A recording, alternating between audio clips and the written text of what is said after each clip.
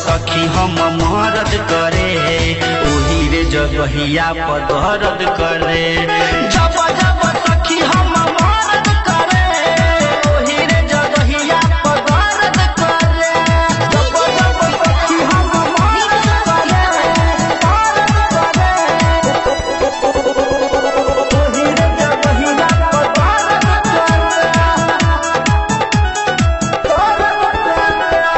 Writer संगरित करेला हर बरी, मन करे नैहर पुराने अब भरी।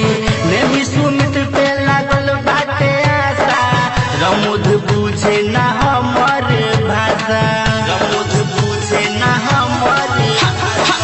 राइटर संगरित करेला हर बरी, मन करे नैहर पुराने अब करी। नेमी सुमित पे लागल बाटे आशा, रमुद बुझे ना हमर भाषा। का बताई सखी हाल कैसे बीती हो साल, का बताई सखी हाल कैसे बीती हो साल। दीपेंद्र नहीं शर्म करे, जब जब सखी हम मरद करे, ओही रे जगहिया पर